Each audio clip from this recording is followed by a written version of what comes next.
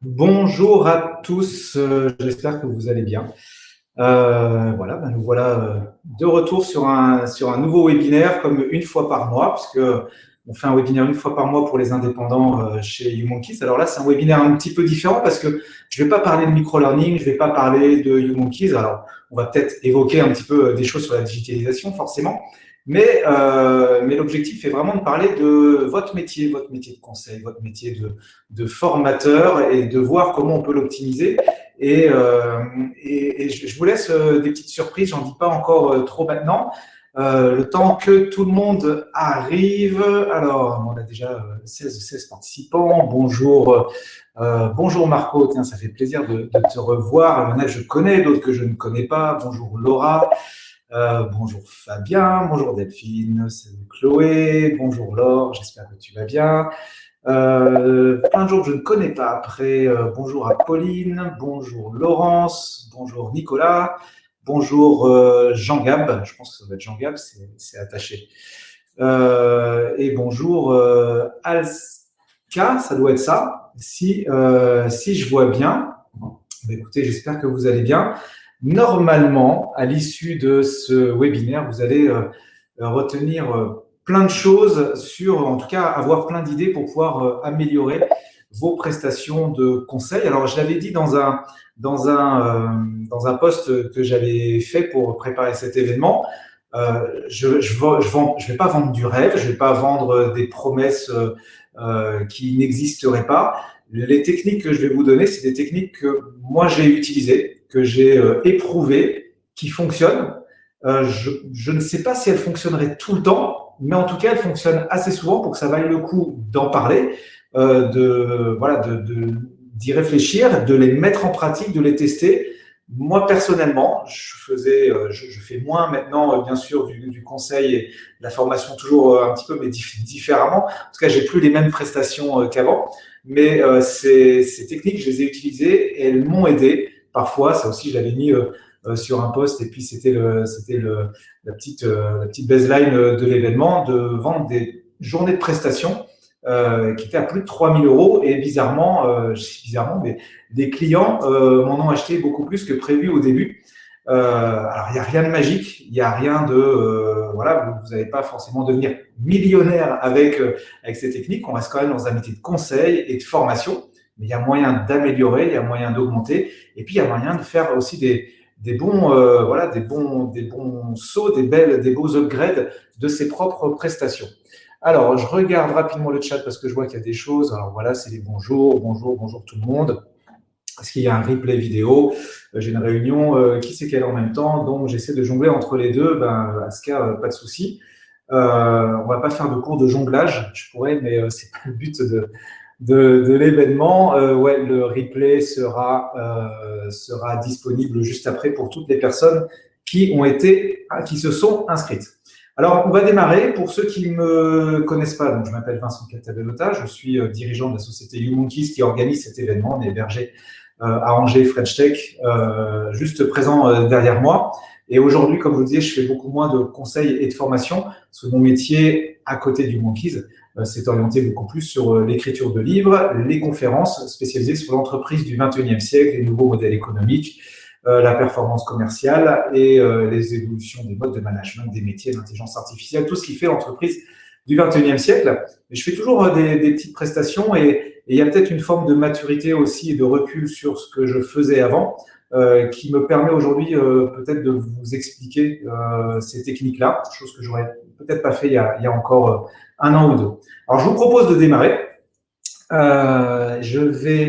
C'est moi aussi qui vais jongler entre différents écrans et donc je vais partager ma présentation en espérant que vous la voyez. Voilà, normalement tout va bien. Si vous ne voyez pas, vous criez, vous faites des chats, vous dites olé olé, on ne te voit pas, ou on ne voit pas la présentation. Alors, voilà ce que l'on va faire, nous, hop, si j'y arrive, décidément, un petit peu de jonglage, voilà. Voilà ce qu'on va voir, les 5 clés, je vous les donne directement. Après, bien sûr, on va les détailler. Il y en a qui sont un peu en nom de code, mais justement, le but, c'est de vous les partager, de vous expliquer. Alors, les 5 clés sont les suivantes. Numéro 1, la valeur versus la valeur. OK? Point numéro 2, ne jamais faire comme les autres. Et je vais vous donner des techniques et des exemples pour ne pas faire comme les autres. Plus de TJM. Bah ouais, le TJM, c'est la base du métier de conseil et de formation dans beaucoup de domaines. Plus de TJM.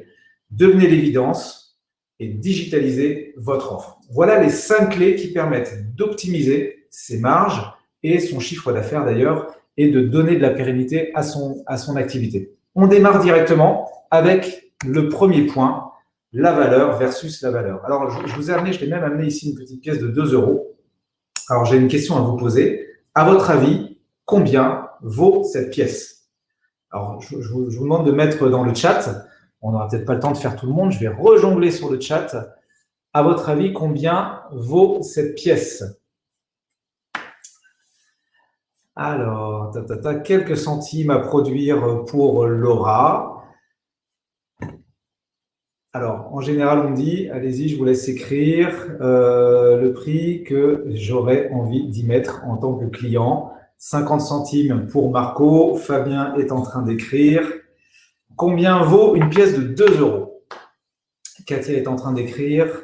Allez, je laisse juste le temps de voir apparaître les messages. 2 euros pour Katia, avec un smiley. Ouais, c'est pas bête, c'est pas bête. Alors, en fait, cette pièce, vous avez raison, globalement. Cette pièce, elle a plusieurs valeurs. Effectivement, sa valeur marché, c'est 2 euros. Et si vous voulez acheter un truc avec ça, bah, vous aurez un truc pour 2 euros. En revanche, sa valeur de production, son coût réel, c'est effectivement quelques centimes, autour de 30 centimes, son coût de production. Mais elle a d'autres valeurs. Qu'est-ce que vous faites avec 2 euros? Ben, si par exemple votre plaisir c'est de prendre un café en terrasse le jour où ça pourra ouvrir avec un ami, ben 2 euros, ça vous donnera 1 heure de discussion avec votre meilleur ami et vous serez très heureux d'avoir dépensé ces 2 euros. En fait, pourquoi je vous dis ça? C'est que la valeur d'un produit, la valeur d'un service est complètement psychologique. Il y a toujours une valeur marché, toujours, mais la valeur réelle des choses, j'allais dire, est complètement subjective. Ça veut dire, et là je rentre directement dans le sujet, puisqu'on parle d'argent, on parle de marge, on parle d'optimisation de coûts, de chiffre d'affaires, ça veut dire que dès l'entrée de ce webinaire, je vous pose les bases, toutes les valeurs en euros qu'on va véhiculer sont des valeurs subjectives. Et donc, il ne va pas falloir se baser sur des euros. Bien sûr, il y aura un prix à la fin, mais tout ce qu'on va faire sera basé sur d'autres référentiels que les simples euros. Et ça, c'est hyper, hyper, hyper important. Si je vais un peu plus loin dans ma démarche, la valeur attendue par le client n'est jamais le besoin du client. En général, un client vous donne un besoin.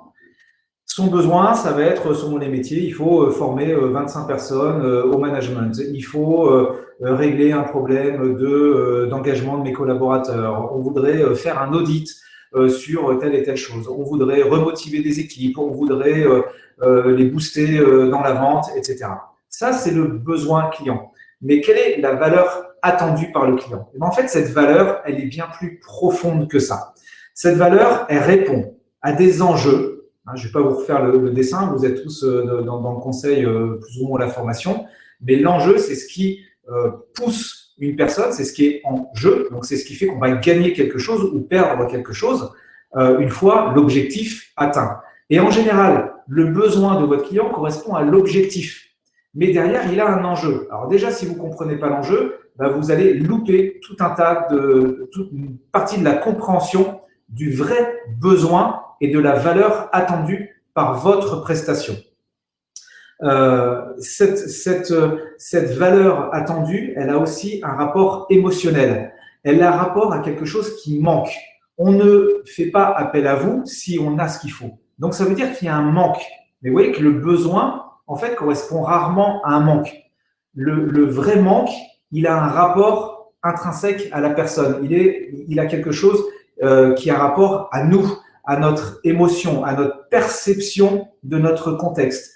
Le besoin est rarement réellement objectif. Il est lui aussi quasiment toujours subjectif.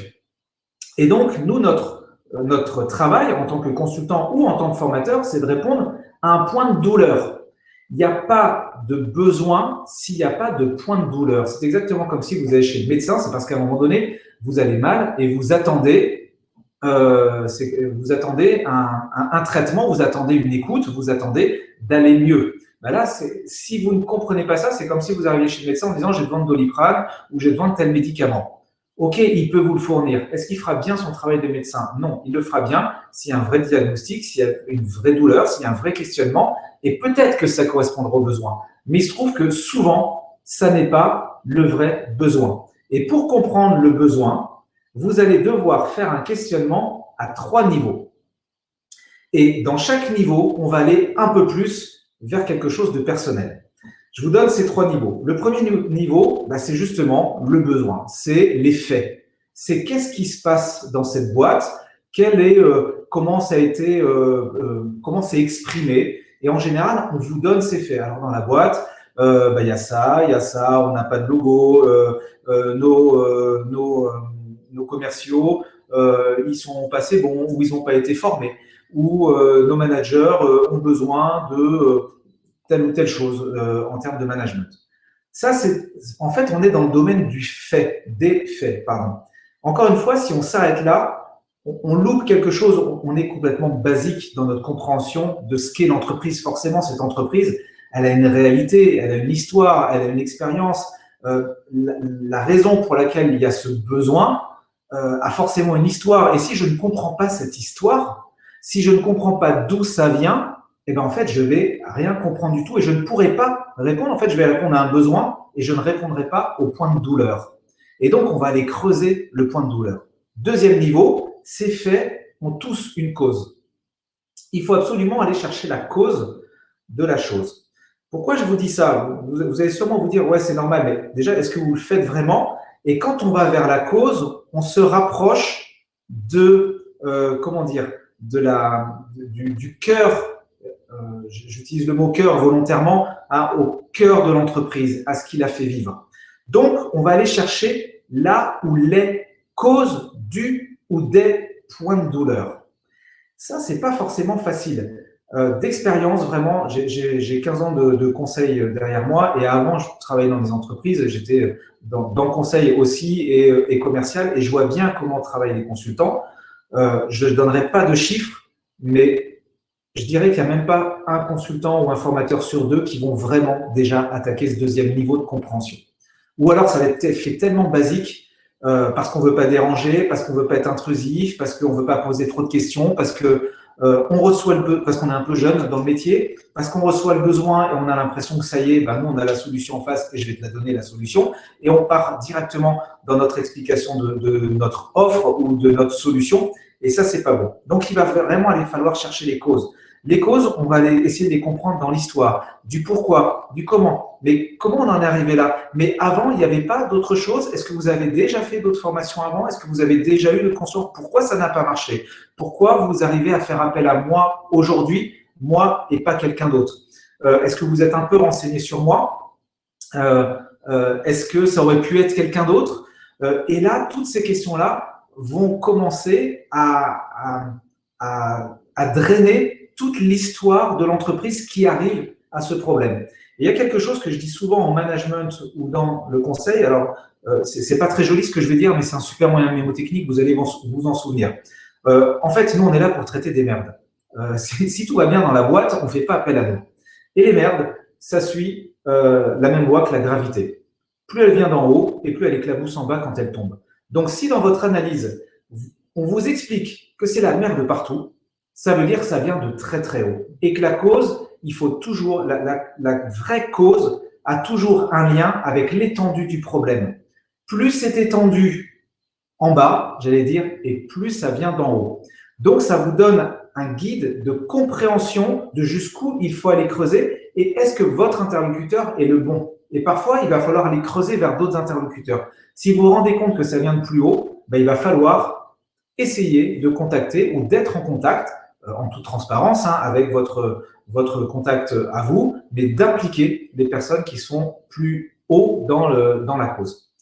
Et ensuite, troisième niveau, le plus dur à atteindre, c'est ce niveau qui n'est plus lié à l'organisation elle-même, mais qui est lié aux êtres humains eux-mêmes.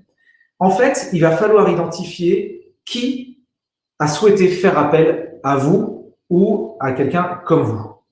Parce que le besoin, encore une fois, il n'est jamais complètement objectif, il n'est jamais raisonné, il est toujours émotionnel. Pourquoi à un moment donné, quelqu'un a dit on va appeler un consultant. Il nous faudra un consultant de ce type-là, sur ce problème-là. Ça répond à un besoin émotionnel, à un point de douleur émotionnelle et donc complètement subjectif d'une personne ou éventuellement d'un groupe de personnes. Et là, ce besoin, il va falloir aller le creuser. Et il y a quelques questions à poser qui ne sont pas faciles à poser, qu'il faut savoir amener, mais en fait, il faut que la personne arrive à vous dire en face de quoi elle a peur. Si le problème n'est pas réglé, qu'est-ce qui va se passer pour elle? Pas pour l'organisation, pour elle. Quel est son risque à elle de ne pas régler le problème? Et ça, j'allais dire, j'ai rarement entendu des consultants poser ce type de questions, mais moi, à chaque fois que je les ai posées, eh bien, je peux vous dire qu'il y a un déclic qui se passe dans la tête de la personne en face, et vous allez vite voir si elle a envie de bosser avec vous ou pas. Si vous sentez qu'elle a envie de bosser avec vous, derrière, le prix sera secondaire. Donc, on a déjà fait le travail. Là, on est vraiment au cœur on n'est même pas dans la négociation du prix, on est dans l'acceptation d'un prix qu'on n'a pas encore donné et d'une valeur qu'on n'a pas encore donnée. Moi, il y a des questions types que je pose. Alors, j'arrive toujours avec l'humour sur ce type de questions, sur ce type de problématiques. En fait, je vais amener, par exemple, la personne à me balancer tous les risques qu'il va y avoir. Je vais poser des questions du type, alors ça commence tout bêtement, mais si on ne faisait pas ce projet, qu'est-ce qui se passerait? Ah bah, il se passerait que ah oui. Et en fait, je vais dans le sens de ça va être un problème. Ah oui, donc effectivement, ça peut être bien problématique. Ah oui, bah oui, je vous confirme, ça va être problématique. Mais ça va être problématique en quoi, pour qui? Je comprends pas. Expliquez-moi. Et c'est vrai, je comprends pas. J'ai besoin de comprendre. Moi, je la connais pas, cette entreprise. Bah, ça va être problématique parce qu'il y a ci, il y a ça, machin. Ah oui, mais c'est la seule problématique où il y a d'autres. Par exemple, est-ce que ça va être problématique pour les managers? Est-ce que ça va être problématique, tiens, pour la pérennité de l'entreprise? Si on le fait pas, ah bah, pour la pérennité de l'entreprise, etc. Ah oui, et qui ça impacte qui sur cette pérennité de l'entreprise? Et à chaque fois, il y a un moment où je vais déclencher, je vais avoir des clics, dire et pour vous? Et pour vous, le point de bascule du risque dans cet enjeu, il se trouve où?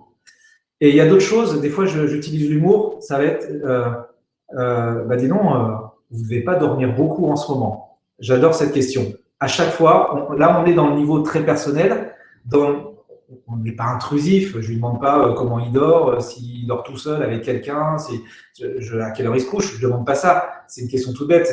Disons, vous ne devez pas beaucoup dormir en ce moment. Et la personne, elle embraye forcément sur du personnel. Ah bah si, parce que globalement, moi je prends beaucoup de recul par rapport à ça, et puis on n'est pas tout seul, je ne suis pas tout seul à traiter ça. Ou alors, vous savez, moi dans le fond, c'est pas vraiment mon problème. Ah bon, bah, c'est le problème de qui alors? Bah, c'est plutôt le problème de machin. Tiens, intéressant. Ou alors, et c'est souvent ce qu'on dit, c'est effectivement, en ce moment, c'est pas facile. Bah ouais, dis donc, puis j'imagine que vous n'avez pas que ça à traiter, il y a d'autres sujets sur la table. Bah ouais, il y a ça, et ça vous donne plein de guides. En fait, vous vous êtes positionné au niveau du cœur, plus de l'entreprise, mais du cœur de la personne, comme quelqu'un qui la comprend. Et en plus, c'est votre métier de consultant et de formateur, c'est de comprendre le vrai point de douleur de l'entreprise, mais c'est pas à vous que je vais apprendre que l'entreprise, elle est faite d'humains. Et donc, c'est le cœur des humains qu'il faut comprendre pour bien apporter la solution en face. La solution que vous apporterez, elle sera organisationnelle, elle sera technique, mais elle devra répondre à un point de douleur émotionnel. Et ça marche quelles que soient les prestations de conseil, qu'on doit faire une prestation de communication, de graphisme, de conseil en management, ce sera toujours ça. Donc, voilà, on a une demi-heure, donc je vais avancer, mais il y a plein de manières de poser ces questions-là. Et l'offre, la valeur de votre offre ne sera jamais technique. L'offre, la valeur de votre offre, elle se base sur 4 niveaux, en fait. Il y a un niveau technique, mais c'est celui qui vend le moins. Et c'est toujours ce que j'explique dans mes conférences. J'ai une conférence qui s'appelle l'art de vendre sans vendre. Et c'est ce que j'explique transposé sur le métier du conseil. Voilà ce que ça donne. Je le passe rapidement. En fait, vous avez 4 niveaux de valeur dans tout produit, dans toute offre. Le premier niveau de valeur, il est ce que j'appelle la valeur intrinsèque du produit. c'est sa technicité. Ça va être votre offre, c'est voilà, on va faire ça, ça va être 3 jours, ça va être machin, on va travailler là-dessus, voilà le plan de ma formation, voilà le formateur qui va intervenir, voilà. C'est très technique, c'est la fiche technique de votre produit, de votre offre, de votre service. Sachez que c'est celle qui vend le moins, qui a le moins de pouvoir, parce que dans la tête du client, déjà c'est le b.a.-ba, la chose. Si vous ne maîtrisez pas ce truc-là, ça ne marchera pas. Mais ce n'est pas ce qui va faire vendre. Ce qui va faire vendre, c'est les niveaux supérieurs. La valeur extrinsèque à votre offre, à votre produit. C'est qui vous êtes, c'est comment elle va être faite, quel service client, quelle expérience vous apportez, quelle est la valeur de votre marque, quelle est votre expérience sur la problématique. Donner des garanties, c'est cette valeur-là qui va donner les garanties que vous êtes bien la bonne personne. Ce n'est pas les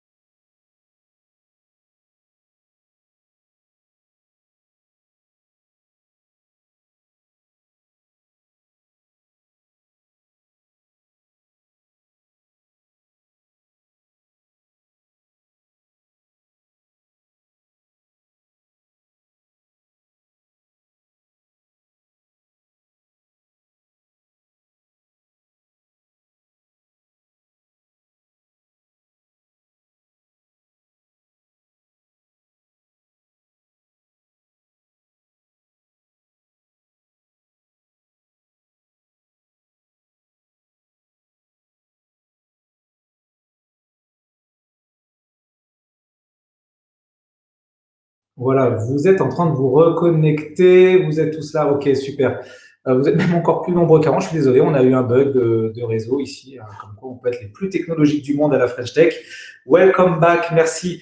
Donc, je vais pouvoir reprendre, hein, je suis vraiment désolé, mais voilà, un petit happening très sympa qui va donner du rythme. Je vais pouvoir repartager ce que j'étais en train de vous expliquer et puis je redémarre. On en était à la valeur extrinsèque. Merci. Extrisèque, c'est bien aussi. Donc, j'en avais quasiment fini justement. Oui, il faut quand même que non, si j'étais à extrinsèque, il manque un petit bout de truc. La valeur extrinsèque, donc ça, je l'ai expliqué. J'espère que vous l'avez vu. Donc c'est vous, c'est votre attitude, c'est ce que vous véhiculez, c'est votre expérience, c'est vos expériences qui peuvent répondre aux besoins. La valeur ajoutée, c'est la valeur vraiment à laquelle vous allez répondre face au point de douleur. Hein, c'est pas votre offre. Hein. Encore une fois, votre offre technique, c'est la valeur intrinsèque. La valeur ajoutée, c'est ce que vous affichez et qui va coûter de l'argent. Vraiment. Est-ce que ça vaut le coup de payer tant pour avoir ça? Et les valeurs, donc ça, vous n'avez pas entendu non plus, c'est votre histoire vous fait parler d'une certaine manière, vous véhiculez une forme de créativité, une forme de partage, vous pouvez véhiculer des valeurs aussi plus historiques sur votre histoire, sur pourquoi ce tissu économique, pourquoi ce type de métier. Bref, c'est tout qui n'est pas du tout dans votre offre, mais qu'on ressent de votre être, de votre personne. Voilà sur les valeurs. Et donc, si je reviens sur ce que je disais tout à l'heure, hop, si ça va bien, voilà. La valeur perçue, pardon, je suis allé un petit peu vite, la valeur perçue par votre client n'est pas celle que vous avez forcément en tête. Avec en fait, lorsque vous avez ce discours-là, la personne ait confiance et vous considère comme quelqu'un d'inévitable, comme quelqu'un de logique dans la réponse. Deuxième clé, deuxième technique, ne jamais faire comme les autres. Moi, j'avais pris une habitude. Et cette habitude, je dis j'avais pris, je l'ai toujours. Elle est dure à suivre. Hein, mais à partir du moment où vous ne pouvez répondre que comme les autres, ne répondez pas.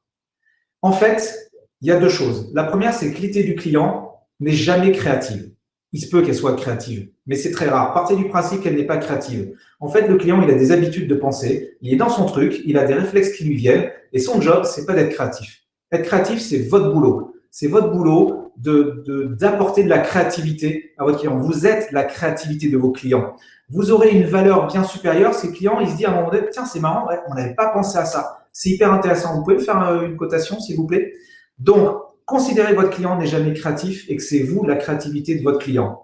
Et allez plus loin. Vous le ferez pas. Mais moi, c'était toujours mon point de départ, c'est est-ce que j'ai la possibilité de répondre différemment des autres? Si je ne peux, je ne serai jamais le meilleur. Il y a toujours aussi bon que moi quelque part. Et comme je ne sais pas qui est en face, eh bien, je ne sais pas si je serai plus cher, moins cher, mais par contre, je sais si la manière dont je vais répondre, c'est une manière classique ou complètement alternative. Si c'est classique, je ne réponds pas. Et parfois, ça m'est même arrivé de dire au client, voilà, vous attendez ça, vous savez, je pense que je ne serai pas le moins cher. Il y en a d'autres qui auront peut-être des coûts plus intéressants, des équipes plus globales que les miennes. Je ne sais pas si je vais répondre parce que voilà, si vous attendez comme tout le monde, je ne serai pas la bonne personne. Moi, ce qui m'intéresse, c'est de trouver un truc un peu différent qui va faire que. Et vous voyez, vous verrez comment la personne réagit. Si la personne, elle vous dit, ouais, c'est vrai que nous, on est vraiment figé là-dessus, parce qu'il y a un process, il y a un appel d'offres, il y a un machin, etc. Vous voyez si vous répondez quand même. Mais la plupart du temps, la personne va dire, pourquoi vous pensiez répondre comment? Je ne sais pas.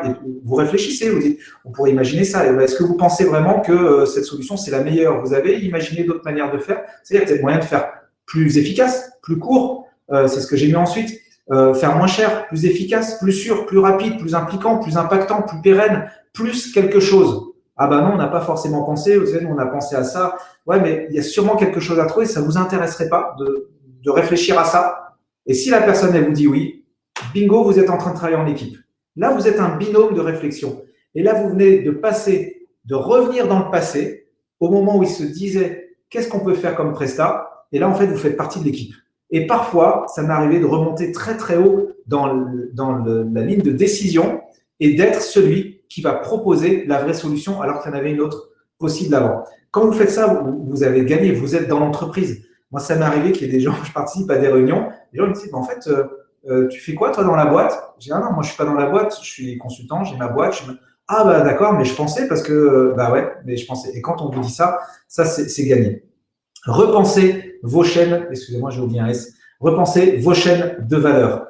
Votre chaîne de valeur, c'est du début de votre prestat jusqu'à la fin de votre prestat, qu'est-ce que vous avez produit? Pensez à la faire différemment.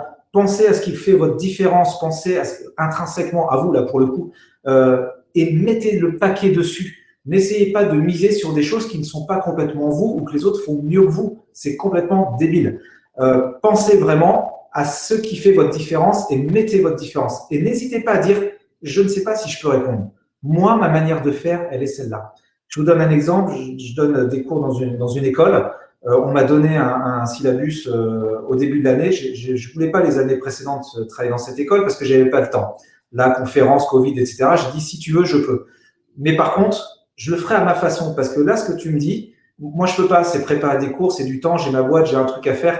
Je ne peux pas. Par contre, la valeur que je peux t'apporter, c'est celle-là, celle-là, celle-là, celle-là. On m'a dit, ta carte blanche, vas-y, c'est intéressant, on n'y avait pas pensé. Je suis dans ma zone de confiance, je suis dans ma zone de valeur, on va dire, je suis dans ma zone de préférence, et c'est là que je serai le meilleur, je vais optimiser mon temps, je serai bon, et au final, je gagne entre le temps de travail et ce que je vais gagner, j'optimise mes marges à fond. Pensez à regrouper des prestations, regrouper les gens. Quand on vous dit former par salle de 12, c'est pas vrai, on n'est pas obligé de former par salle de 12. Il y a des moyens de découper des modes de formation qui font que par moment, on sera par 12 et même par 5, mais par moment, on sera 150. Ça m'est arrivé, je vous donnerai un exemple à la fin, plus grosse prestation que j'ai fait, on me demandait de former par 12 personnes. Et ben, j'ai mis 60 personnes dans une salle en 2 groupes. Et après, on a fait des ateliers. Ben forcément, quand vous, 60 personnes divisées par 12, ça vous fait le nombre de groupes que vous devez avoir, 6 groupes à peu près, fois 2 jours, forcément, ça a un coût. Quand vous mettez toutes ces personnes-là dans la même salle pendant une demi-journée, c'est plus du tout le même coût. Et derrière, vous pouvez multiplier les ateliers de coaching pour pouvoir être bien plus efficace. Ça coûtera moins cher au client, mais il aura l'impression d'avoir une valeur plus importante. Vous pourrez le vendre aussi cher que les autres et vous diminuez votre nombre de jours et vous augmentez votre marge directe. Donc, mixez les prestations, mixez les formats, donnez des résultats aux clients. Les clients adorent les résultats, même s'ils s'en servent pas demain. Proposez des choses qui sont toutes bêtes, mais qui sont des indicateurs, qui sont des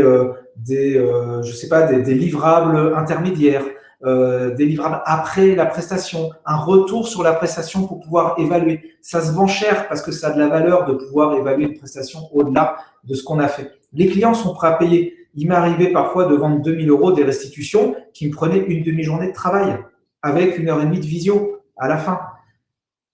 La valeur, je vais revenir après, il faut se détacher du temps. Vous allez vous dire, ouais, mais 2 000 € pour une demi-journée de boulot, c'est hyper cher. Ben ouais, c'est hyper cher. Est-ce que c'est réaliste ou pas? Mais si ça donne une vraie conclusion, si ça donne des vraies pistes à votre client, si dans votre démarche de création, c'est pas une demi-journée parce que votre demi-journée, vous l'avez préparée avant, vous avez pris des notes, vous avez structuré, donc il y a un vrai boulot derrière. Et donc, il va falloir se dissocier cette notion de temps. C'est le point que je vois juste après. Impliquer plus ou moins de monde que ce qui est demandé. Dans vos prestations, dans les prestations, souvent on vous dira c'est machin qui gère, c'est machin, il faut former tant de personnes. Dans ce que vous aurez identifié, est-ce que c'est vraiment tant de personnes? Est-ce que ça vaut le coup? Est-ce qu'il ne faut pas faire de groupe? Un groupe sur lequel il y a besoin d'une demi-journée, l'autre il y a 2 jours. Un jour, on m'a demandé comme ça de former, à l'époque où je formais sur des organisations en mode projet, on me disait qu'il faut former 30 personnes pendant 2 jours. J'analyse et je me dis, mais il y a dans combien de chefs de projet? Ben, il y en a 10. Et les autres, c'est des équipes projet. On ne fait pas la même formation déjà pour un chef de projet, pour un équipé de projet. Ben, à la fin, qu'est-ce que j'ai fait? J'ai dit, on va former les 10 chefs de projet pendant 2 jours. On va les mettre en avant dans la transmission de leur culture et ils auront un devoir de transmission de culture, ce qui est hyper plus impliquant que de faire une formation passive. Et après, les autres, on les forme que pendant 1 jour parce qu'ils n'ont pas besoin de 2 jours. Mais avec la transmission de culture, avec quelques outils, c'est pas 1 jour qu'ils vont être formés. En fait, c'est pendant des mois qu'ils vont suivre. Mais moi, j'interviens qu'1 jour. Moins cher, je vends plus cher, bim, je passe devant les autres. Et j'aurais fait une prestation, au lieu de vendre ma journée de formation, peut-être 1 000 €, j'ai peut-être vendu 1 500 ou 1 700 ce jour-là. Et la valeur ajoutée est plus grande pour le client. On a moins mobilisé les équipes, donc c'est intéressant.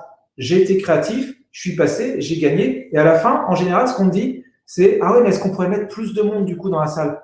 Ouais, on peut mettre plus de monde. Allez, c'est gratuit, je vais dire, c'est open bar jusqu'à un moment où ce sera plus open bar parce qu'il y a trop de monde. On fait 2 groupes. Et là, j'industrialise ma prestation de formation sur un groupe en plus, avec un coût journalier qui est vachement plus important. 3e point, plus de TJM. Le taux journalier, c'est ce qui vous bride. Le TJM vous rend comparable, le TJM vous rend négociable et le TJM bride votre créativité. Ça fait des années que je n'ai plus, quand je dis des années, ça va faire, je sais pas, 6-7 ans peut-être minimum, que je n'ai plus un TJM dans mes propals. Jamais on ne me l'a demandé. Alors pourquoi tout le monde le met? C'est complètement stupide de mettre des TJM puisque vous voyez bien dans la logique, on est passé dans une création de valeur qui répond à quelque chose qui est émotionnel, la fameuse pièce de 2 €. Qu'est-ce que vous mettez dans 2 €? Bah ouais, et si vous voulez un café supplémentaire ou une bière supplémentaire avec votre pote en terrasse, bah vous remettrez 2 €. Ça n'a pas de valeur, 2 € parce que vous aurez gagné bien plus. Bah là, c'est exactement pareil. Si vous avez bien fait le travail en face, le TJM, tout le monde s'en fiche. Et vraiment. Mettez en parallèle la valeur produite par vous face à la valeur gagnée par le client. Je l'ai déjà dit tout à l'heure, je le répète ici. Le temps de travail n'est pas le temps de présence. Mettez en avant le temps de présence, le temps de demander à un client. Ça va vous prendre temps, ça va prendre tant de temps à vos équipes. Et psychologiquement, la personne va se dire « Ah ouais, c'est vrai que il apporte tout ça et ça va nous prendre que… Ah, dis donc !» Alors là, il va essayer de voir pourquoi, derrière, vous arrivez à créer de la valeur quand il n'est pas là, etc. Mettez en avant votre processus de travail, mettez en avant votre expérience, mettez en avant vos outils, mettez en avant toute la réflexion que vous allez avoir. Illustrez ça par des outils, par des livrables intermédiaires, par des petits points qui vont donner confiance aux clients. Mais ne vendez pas votre temps. Justifiez le temps de présence qu'un client a besoin ou que vous avez besoin avec lui pour travailler. Mais en back-office, que vous passiez une journée ou 10 jours, c'est pas son problème, c'est le vôtre. Et j'allais dire, si vous y passez 10 jours, d'autres peuvent y passer 5 jours, vous êtes vraiment très mauvais. Et le client, il va le voir. Donc, oubliez tout ça. C'est complètement… faut oublier les TJM. Même quand on nous dit, mais si on a besoin de vous un jour supplémentaire, combien ça coûte? Ça dépend de votre prestation, ça dépend de ce que vous faites. Si c'est une prestation avec sur une formation un jour supplémentaire, peut-être qu'on peut mettre un prix, mais ce ne sera jamais votre TJM. C'est un prix de prestation en plus. Et vous allez mettre en face la valeur acquise pour une journée de plus. Mais pas, vous ne vendez pas la journée. J'avais fait une formation de conseil il y a 20 ans de ça, et le formateur avait commencé à dire, vous vendez du temps. Vous, vos consultants, vous vendez du temps. C'est faux. Je l'ai cru pendant des années. À partir du moment où j'ai arrêté de vendre du temps, mais que j'ai vendu autre chose, en fait, je ne vendais plus du tout du temps et je vendais beaucoup plus cher. Chiffrez différemment des autres. Cassez les codes de conception, réunion préparatoire. Non, faites des gros packages de tout. Pensez bloc dans la tête du client. Comment le client il voit son bloc? Il la voit pas par votre méthodo, le client. Il la voit par des temps passés dans sa structure que lui va devoir affecter à votre projet et avec un livrable. Mettez un prix en face d'un livrable. En fonction du projet, mettez des prix complètement différents. Et si vous ne pouvez, si vous n'arrivez qu'à mettre qu'un prix à la fin, tant mieux. Et ce prix, il y a plein de lignes dedans, mais pas des lignes de chiffres, des lignes de mots uniquement.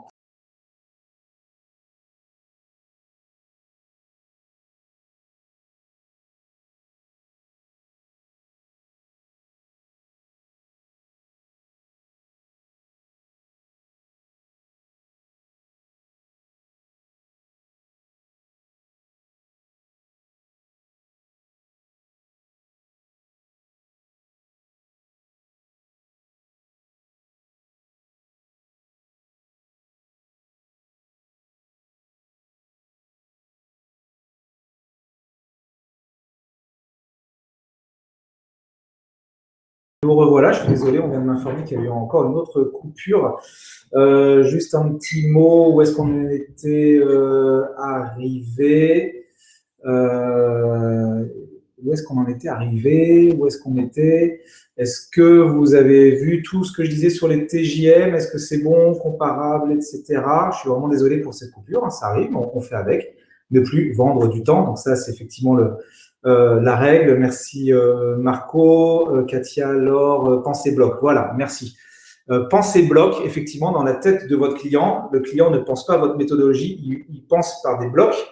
Donc, l'idéal, c'est de mettre un prix final ou des prix par bloc, mais jamais de TJM. Voilà, je vois que vous suivez, c'est hyper réconfortant. Je vous aime beaucoup. Alors, je prends un petit peu plus de temps, c'est un webinaire qui dure un peu plus d'une demi-heure, mais voilà, il me tient à cœur, il y a vraiment plein de choses à voir aujourd'hui. J'essaye de réactiver mon plein écran. Voilà qui est fait, on y arrive. Merci Marco, c'est super intéressant. Mais c'est un plaisir de t'avoir aussi ici. Voilà, plus de TJM. Quatrième point en lien avec cela. Devenez l'évidence. Ce mot n'est pas choisi par hasard. Devenez l'évidence. Pour votre client, vous êtes l'évidence. Vous direz, c'est génial. Je suis une évidence pour mon client. Je suis une évidence, il ne voit pas ailleurs. Si pour, je vais prendre l'exemple bateau, tarte à la crème de tout le monde, mais si vous êtes iPhone, l'évidence pour changer de téléphone, c'est un iPhone. On n'ira pas chercher ailleurs, sauf exception. Si vous aimez manger un produit tout le temps à un restaurant, ça devient l'évidence, vous y pensez toujours. L'évidence, c'est lorsque vous voulez acheter une chambre d'hôtel en ligne, vous pensez à une marque, à une plateforme et pas une autre. C'est naturellement, vous enlevez 90% de la concurrence, voire 99,9% de la concurrence. Devenez l'évidence de votre client. C'est dur d'être l'évidence. L'évidence, c'est pas être le meilleur, c'est d'être le bon, ce qui est complètement différent. Soyez le bon. Tout ce que je vous ai dit avant, surtout dans les 2 premières étapes, vous aide à être le bon.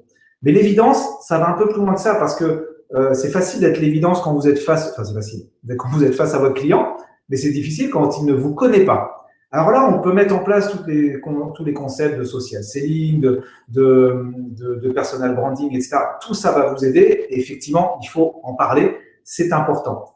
Mais j'ai une réflexion qui commence à venir avec les années qui sont derrière moi, et particulièrement de social selling et d'inbound, que faire du contenu pour du contenu ne vous apportera pas forcément des clients. Quel contenu? Comment? Quelle est, moi, ma posture que je dois avoir pour devenir l'évidence? C'est un journaliste qui écrit des articles n'est pas une évidence pour vous. Il peut vous apprendre des choses, mais c'est pas une évidence. Quel est le gap qui va faire que de journaliste, il devient celui que vous avez envie d'appeler? C'est pas juste parce que c'est marqué consultance au lieu de journaliste sur sa ligne LinkedIn. Il y a quelque chose qui va se passer dans la manière de parler, dans la manière d'interagir, dans la manière de demander des retours. Donc, moi, je ne suis plus pour, en tout cas de moins en moins, ou ponctuellement, pour du contenu qui a de la valeur, mais informel. Je suis pour du contenu émotionnel, direct, qui apporte quelque chose, mais qui tombe au compte-goutte. Vous n'êtes pas là pour vendre gratuitement ou pour donner, gratuitement toute votre connaissance.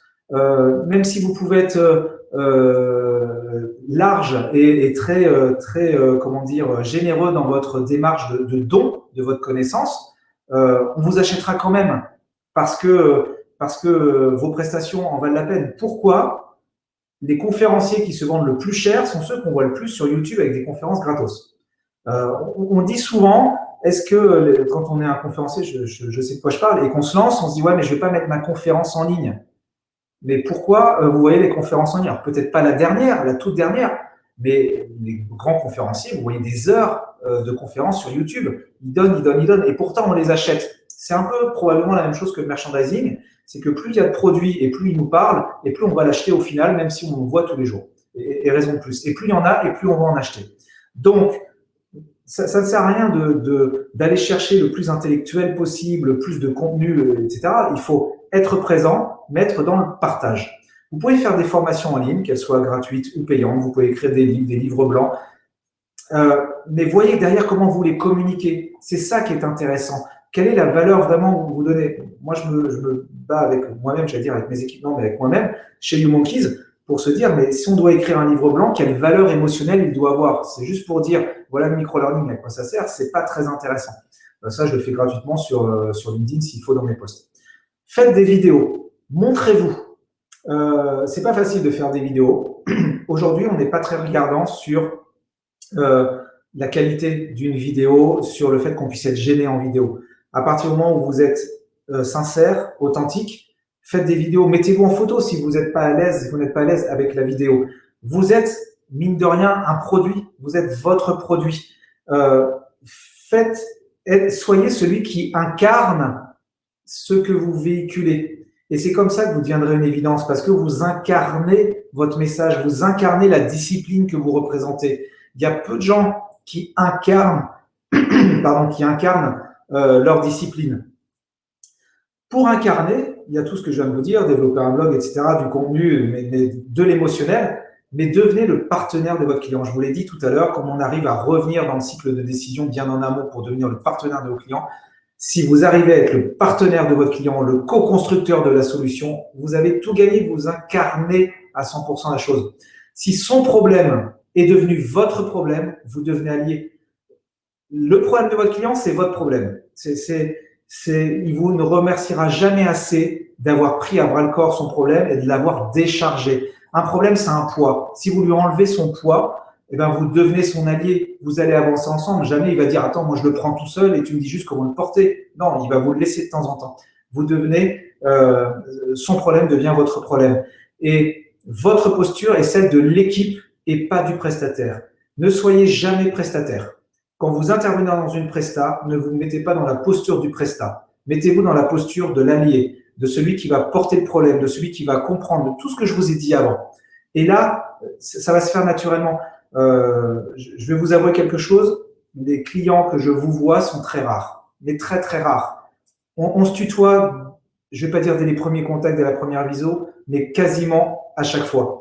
Parce que, j'allais dire, j'utilise ces techniques, c'est même pas des techniques, moi je le sens, je l'ai fait comme ça, parce que c'est ma manière d'être et de faire, et que c'est mes 15-20 ans de conseil et de formation qui m'ont amené à être comme ça par rapport à mon propre état d'esprit. Mais c'est ce qu'on devrait tous avoir en tant que prestataire, en tant que conseil. On devrait tous avoir cette posture-là, parce qu'un consultant, c'est pas un métier technique, c'est un métier de cœur. Et donc, on doit avoir le cœur avec le cœur de son client. Donc, incarnez tout ça et vous allez devenir l'évidence de votre métier, l'évidence de vos clients. Et enfin, digitalisez votre offre. On revient dans quelque chose d'un peu plus technique. J'ai mis comme ça des trucs. Gagner de l'argent quand vous dormez. Gagner de l'argent quand vous dormez, quand vous faites de la formation en ligne. Forcément, les gens ne se forment pas forcément la nuit, mais le samedi, le dimanche, le matin, le soir, au petit-déj, etc., ils vont pouvoir consulter, ils vont pouvoir vous suivre. Le nombre de formations aussi dans lesquelles j'arrive et les gens me tutoient, parce qu'ils m'ont vu avant, parce qu'ils ont suivi des formations en ligne que je leur ai vendues pendant 1 semaine, 2 semaines. Ils m'ont vu, j'arrive en présentiel, il y a un lien, il y a forcément quelque chose qui se passe. Moi, je suis content, je les vois pour la première fois, j'ai déjà gagné de l'argent grâce à eux. Donc, c'est génial. Il faut en profiter. Lisser votre chiffre d'affaires, c'est bien le problème de tous les consultants ou beaucoup de consultants et de formateurs, c'est la problématique de pérennité, de visibilité et lisser son chiffre d'affaires. Si vous pouvez avoir une visibilité sur votre CA et vos marges parce que vous savez que vous vendez, vous avez un récurrent sur des volumes de formation en ligne, sur lesquels vos stagiaires vous voient et sont formés et apprennent des choses grâce à vous. Quand vous êtes chez d'autres clients, d'un coup, vous cumulez votre chiffre d'affaires, vous optimisez vos marges. Je vais vous parler quand même rapidement de ce qu'on fait chez YouMonkeys en micro-learning, mais le micro-learning, c'est génial, c'est que on s'insère là où les clients n'auraient de toute façon ne se seraient pas formés. Donc, de toute façon, vous ne gagnez pas d'argent puisque de toute façon, ils ne se seraient pas formés. Mais il permet d'augmenter l'effet d'une formation présentielle. Ça veut dire que là où vous allez normalement passer 3 jours sur une formation, par exemple, même si les formations de 3 jours sont de plus en plus rares, vous pouvez la transformer en 2 jours ou 1 jour et demi de présentiel. Mais si vous travaillez bien, ces jours de présentiel, ils sont soit en petit comité, soit au contraire en grosse plénière où vous allez là emmener tout le monde, où vous allez fédérer. Après, c'est à vous de créer votre différence, comme je le disais tout à l'heure. Mais ce qui est intéressant, c'est que vous allez augmenter votre modèle économique là où les autres ne l'augmentent pas encore. Le modèle économique, je pourrais vous l'expliquer dans les questions-réponses tout à l'heure si vous voulez. Encore une fois, je ne suis pas là pour vendre du YouMonkeys, mais je suis obligé de vous dire qu'à un moment donné, les prestations en ligne sont de vrais leviers de performance. Moi, je connais plus le micro-learning et parce que j'ai ma plateforme et je l'utilise, donc j'ai mon retour d'expérience. Et en plus, on travaille sur des formations qui sont envoyées chaque jour. Donc, on rentre dans la mémoire à long terme, dans l'habitude, dans l'usage, dans le changement de posture habituel d'une personne. Donc, c'est là où ça a énormément de valeur, le micro-learning, quand c'est bien fait, en tout cas. Et là, on arrive à des vrais leviers de performance et des vrais leviers de chiffre d'affaires. Quand vous prenez une prestation de formation de 2 jours, vous êtes présent devant 10 personnes pendant 2 jours et vous la transformez en 1 journée de présence, l'autre jour, vous êtes en train de facturer un autre client à qui vous avez vendu aussi de la formation en ligne ou du micro-learning. Et donc, en 2 jours de présentiel, je synthétise, vous deviez gagner 2 000 €, 1 000 € par journée. Là, vous venez d'en gagner 4 dans le même temps de présence. Alors, c'est vrai qu'il y a peut-être de l'administratif, il y a peut-être besoin de lancer, faire des propals, etc. Mais de toute façon, vous avez toujours des temps morts dans votre métier. Donc, il y a moins de temps morts.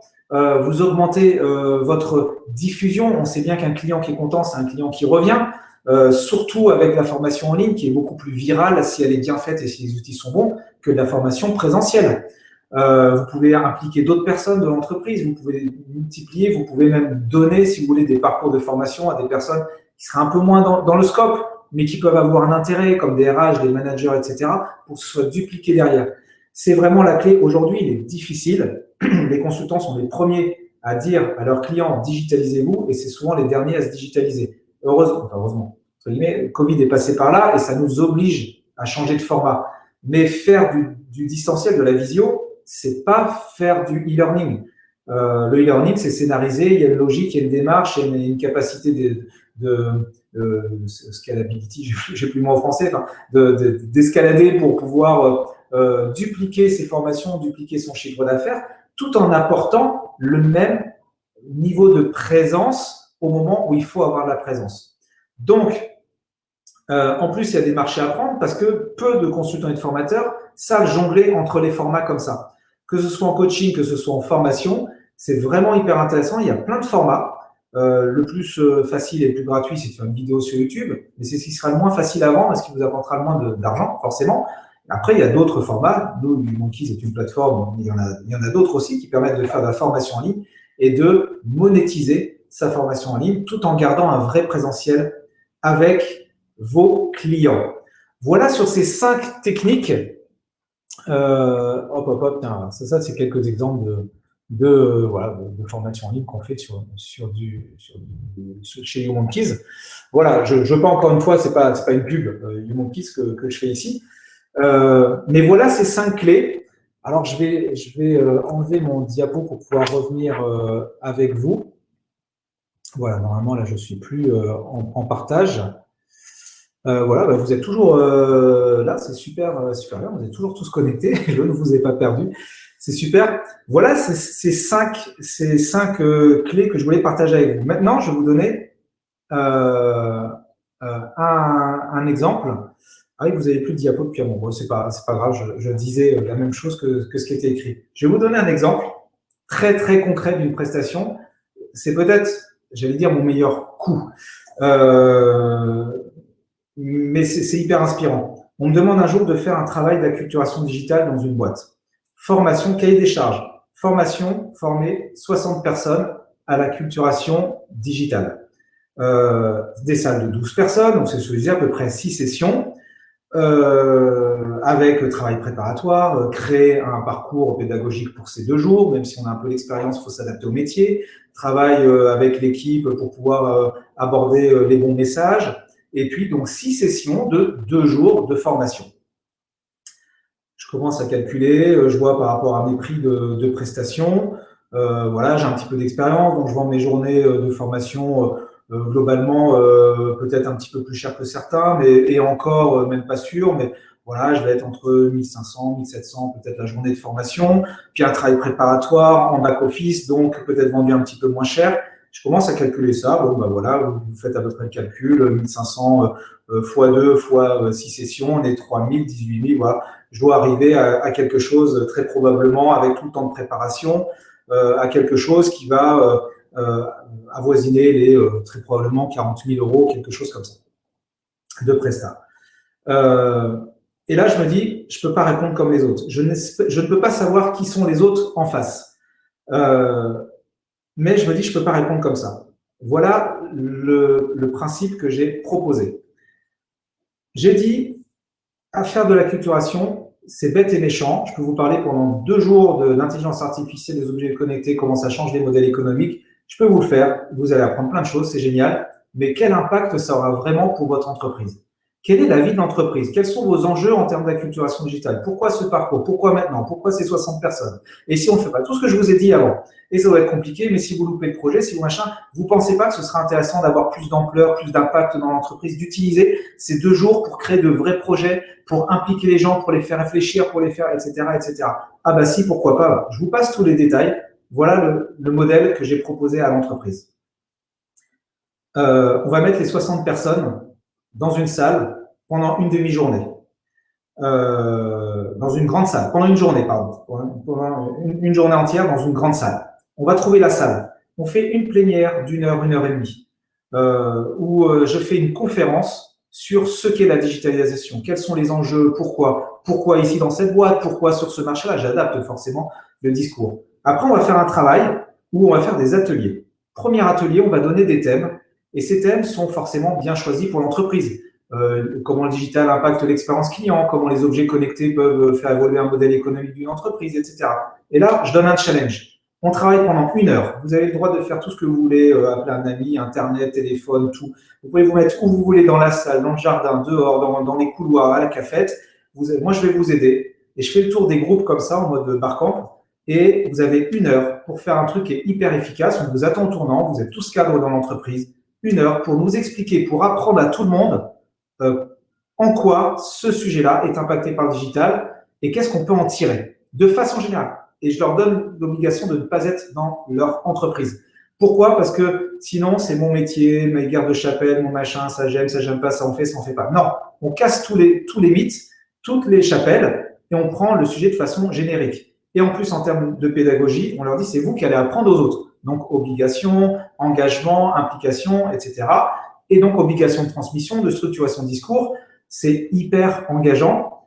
Ça dure toute la matinée, parce que le temps des restitutions, on rigole, on fait des transitions, certains avaient fait des PowerPoint, il y en a un qui avait fait même un spectacle, une mise en scène, une interview, enfin voilà, on leur développe leur créativité, c'est un beau moment, ça ancre ce moment-là dans l'esprit des gens et dans la vie de l'entreprise.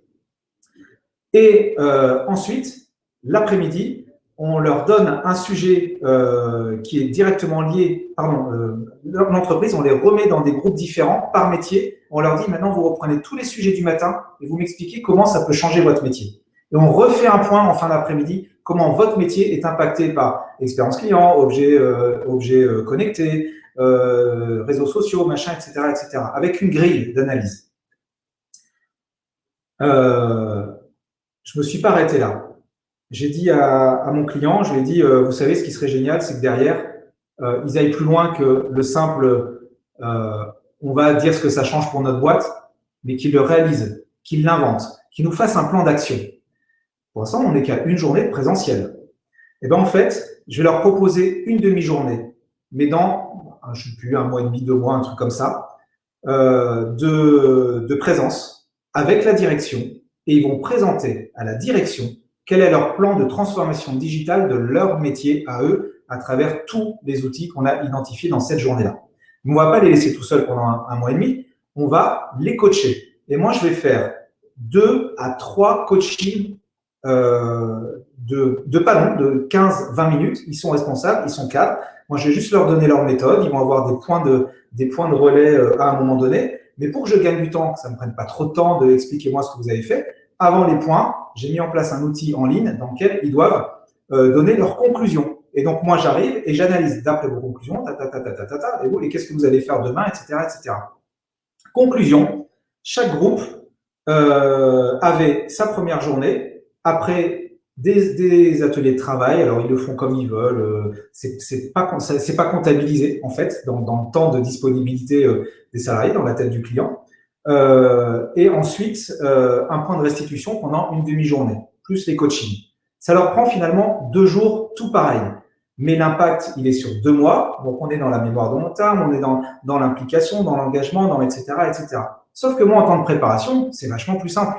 J'ai pas de PowerPoint, j'ai un programme, bien sûr, mais on est dans le challenge, on est dans l'échange, on est dans tout ça. Donc, mon temps de préparation, il est hyper limité. Et donc, comme on implique les projets digitaux d'entreprise, j'ai demandé à rencontrer le PDG de la boîte. Forcément, passage obligé. Et pour bien comprendre dans la création de valeur, du pourquoi, le point de douleur, etc. J'ai eu la chance, je me suis fait inviter à déjeuner par le patron de la boîte dans un beau resto en plus, qui était super content de l'idée. En toute transparence, j'ai vendu ça 19 000 euros.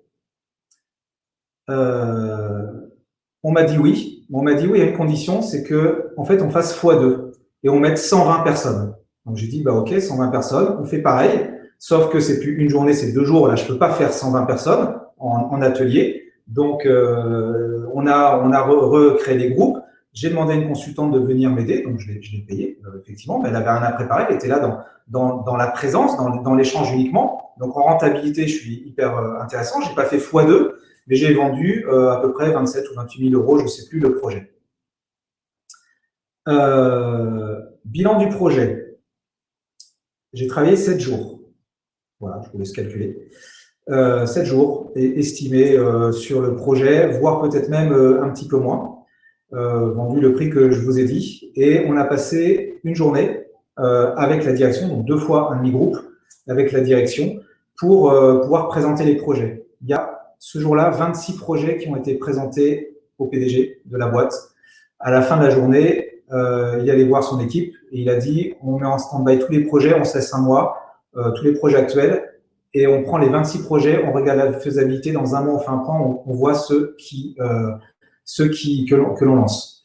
Ils ont fait leur roadmap digital, ils ont vu l'engagement, ils ont identifié des potentiels. Il y a des gens, il y a un groupe qui a fait une maquette d'une application mobile qu'on pourrait développer pour des clients. Ils ont inventé des outils de réalité augmentée. C'était un moment génial. Et moi, j'ai rien fait d'une certaine manière. J'ai pas véhiculé une connaissance particulière. J'ai pas brillé par mon ultra connaissance du domaine, même si je pense que je connais le domaine quand même. Mais j'ai simplement brillé par cette capacité à comprendre un besoin et à dire tout le monde va faire comme ça, mais en fait, on va faire autrement. Est-ce que ça vous dit? Et forcément, ils n'ont pas négocié les prix, parce qu'après, j'ai appris que pour les 60 collaborateurs, l'autre en face était à 65 ou 66 000 euros, je ne sais plus. Et donc, forcément, entre 66 000 euros et 19 000, ils n'ont pas négocié. Ils en ont même demandé plus. Et donc, moi, j'ai augmenté encore plus ma marge puisque j'ai fait des économies d'échelle derrière. Voilà, c'est un exemple. Sachez que ce client, on s'est très bien entendu. Voilà, ils ont même voulu faire un retour d'expérience. Ils ont fait des publications sur l'événement. Il y a eu des photos qui sont parues. Enfin, c'était une expérience pour eux également. Et alors maintenant, ça fait assez longtemps, donc j'ai plus la suite, mais je suis toujours en contact avec ma cliente qui a changé de boîte, etc.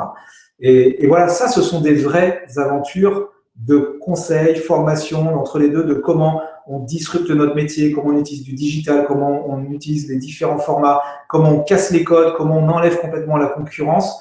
Et des expériences comme ça, j'en ai plusieurs, celle est peut-être la plus représentative parce qu'elle prend tous les domaines que je viens de vous expliquer. Mais tout ce que je vous ai dit là, si vous prenez ces 5 techniques et que vous les appliquez à chaque réponse, à chaque client, je suis sûr qu'il n'y a pas d'autre possibilité que vous passiez devant les autres et vous augmentiez vos marges et vos chiffres d'affaires. Il y a des fois, ça ne marchera pas. Dans la plupart des cas, je suis sûr que ça marchera. Voilà, j'ai fait le tour de tout ce que j'avais à vous dire. On a jonglé avec les petits soucis techniques. On a passé 1 heure sur ce webinaire. Il vous sera envoyé automatiquement en replay. Sachez que, quand même, pour finir, j'ai un petit cadeau pour vous. Si ça vous intéresse, vraiment si ça vous intéresse, nous, chez YouMonkeys, aux consultants indépendants, on a une offre avec 1 mois gratuit. Vous pouvez tester vos parcours, créer des parcours. La plateforme donc, est disponible pour pouvoir créer et diffuser des parcours. Elle est gratuite normalement pendant 1 mois. Pour ceux qui le souhaitent, c'est 2 mois. Alors, pour pouvoir bénéficier de tout ça, vous avez 2 options. Soit vous m'envoyez un message à vincent@youmonkeys.com, vincent@youmonkeys.com. Vous demandez sur les réseaux sociaux et je transférerai à toutes mes équipes la possibilité que vous ayez un jour, voilà, merci Rémi qui a mis dans le chat mon email, un mois de plus de gratuité pour tout indépendant qui voudra tester l'outil et on vous aide aussi à le faire. C'est un moyen de vous aider à digitaliser vos formations. C'est notre petit coup de pouce. Sachez que voilà, je fais régulièrement des conférences. J'ai écrit 2 livres, Inventons l'entreprise du 21e siècle et l'homo commercialis du 21e siècle. Hier, on a eu une super conférence avec les DCF d'Angers. On a invité un youtubeur vodka sur la marque Unicorn et le directeur digital de Gémeaux France qui ont partagé leur vision du commerce. On a travaillé sur la marque, etc. Vous le retrouvez dans 1 semaine sur mon profil LinkedIn également. Et que vous dire de plus, voilà, suivez-moi sur les réseaux. On a un webinaire par mois chez YouMonkeys et puis moi, j'en fais régulièrement d'autres sur d'autres plateformes. J'ai mis la liste sur mon LinkedIn, sur mon Twitter, sur mon Facebook Pro également. Voilà. J'espère que ça vous a plu. J'ai l'impression, d'après les retours que je dis, voilà. Laure qui était là aussi hier, super, merci pour ta confiance. Katia, génial, c'est jouable si on avait déjà commencé son essai d'1 mois. Allez Katia, c'est offert, c'est open bar. Voilà, il faut juste envoyer un mail à mon email ou me contacter idéalement sur LinkedIn. Voilà, je ne sais pas encore sur quoi sera le webinaire du mois prochain, mais j'ai bien aimé celui-là, donc on fera peut-être un truc un peu similaire. On verra. On va voir. Surprise, surprise, on a encore 2 semaines pour le caler celui-là. Merci à vous tous. Restons en contact sur les réseaux sociaux. Suivez-nous. Vous pouvez vous enregistrer aussi sur la Minute du Singe YouMonkeys. En général, c'est moi qui la rédige. Une minute d'inspiration par semaine, reçue en général le mercredi ou le jeudi. En ce moment, c'est le jeudi. Voilà. Non, c'était ce matin, mercredi. Voilà. Bon appétit à tous. Et puis, vivement le prochain. Martine, la fille qui arrive à la fin du replay. Mais tu m'avais dit, Martine, que tu pourrais pas être dispo. Voilà, allez, à très très vite. Merci à tous, bonne app, et puis à une prochaine fois. Salut.